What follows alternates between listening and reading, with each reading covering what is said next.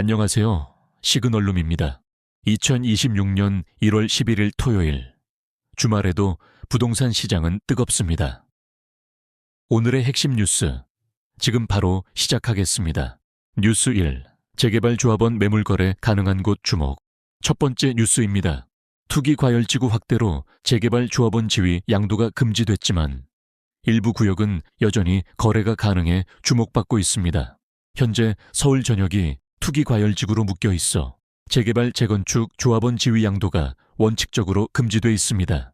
하지만 2018년 1월 25일 이전에 사업시행인가를 받은 연립이나 다세대 주택은 이 규제를 피해갑니다. 서울시에 따르면 이미 관리 처분 계획이 인가됐고 2018년 1월 25일 이전 사업시행인가를 받은 곳이 2만 가구가 넘습니다. 여기에 10년 거주, 5년 보유 요건을 채운 1주택자나 지방 이전 등 예외적으로 양도가 허용되는 매물까지 포함하면 전체의 절반 정도가 거래 가능합니다.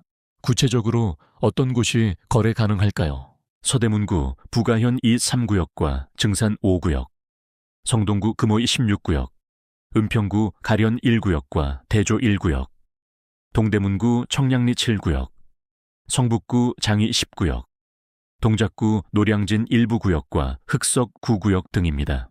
왜 이런 곳에 관심이 모이는 걸까요? 신축 아파트 값이 급등한 상황에서 상대적으로 저렴한 가격에 진입할 수 있고 개발 완료 시 시세 차익까지 기대할 수 있기 때문입니다. 실거주 요건이 없는 재개발 구역도 있어서 투자자들에게 매력적입니다.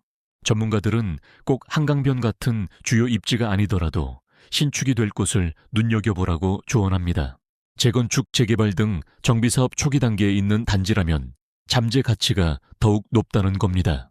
수도권 1기 신도시 재건축도 추천 대상입니다.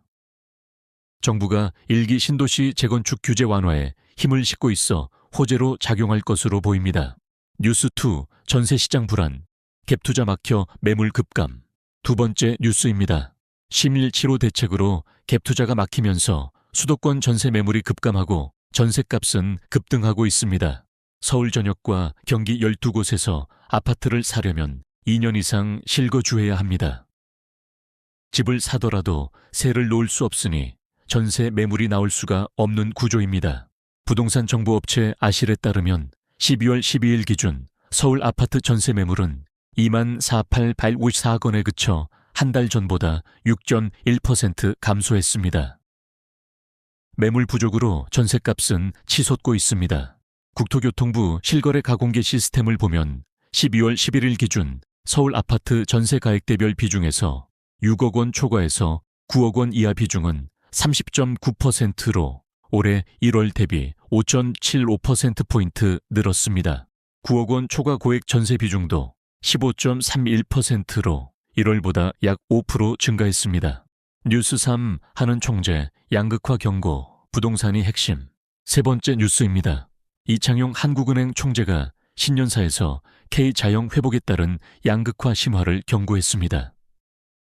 부동산이 양극화의 핵심 원인입니다.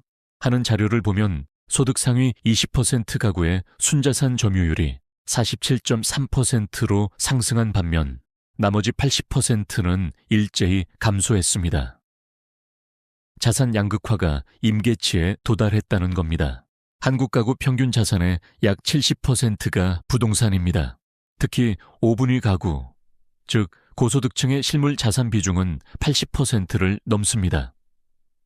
부동산을 가진 사람과 못 가진 사람의 격차가 갈수록 벌어지고 있는 겁니다.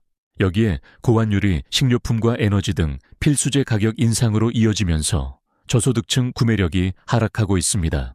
주담대 금리가 6%에 육박하면서 서민 가처분 소득도 줄어들 전망입니다. 이창용 총재는 통화정책의 무게중심이 환율에 있다고 밝혔습니다. 금리 인하 여력이 제한된다는 뜻입니다. 뉴스 4. 용산 서초 개발카드 이달 중순 발표. 마지막 뉴스입니다. 정부가 이달 중순 용산 국제업무지구와 서초 국립외교원 부지를 활용한 공급 대책을 발표할 예정입니다. CES 행사가 끝난 후 발표될 것으로 보이는데 두 곳 모두 서울 핵심 입지입니다. 용산 국제업무지구는 용산역 인근으로 교통과 인프라가 뛰어난 곳이고 서초 국립외교원 부지는 강남권 중심부에 위치합니다. 대규모 주택 공급이 가능한 부지들이라 발표되면 시장에 적지 않은 영향을 미칠 것으로 보입니다. 단기적으로는 해당 지역 아파트 가격의 변동성이 예상되고 장기적으로는 인프라 개선 효과가 기대됩니다. 다만 실제 입주까지는 최소 5년 이상 걸릴 것으로 보여 단기 집값 안정 효과는 제한적일 전망입니다. 마무리. 오늘의 부동산 핵심 뉴스 정리해드렸습니다. 시그널룸은 주말에도 여러분께 가장 중요한 부동산 뉴스를 전달합니다. 오늘 영상이 도움이 되셨다면 구독과 좋아요, 알림 설정 부탁드립니다. 즐거운 주말 보내세요. 감사합니다.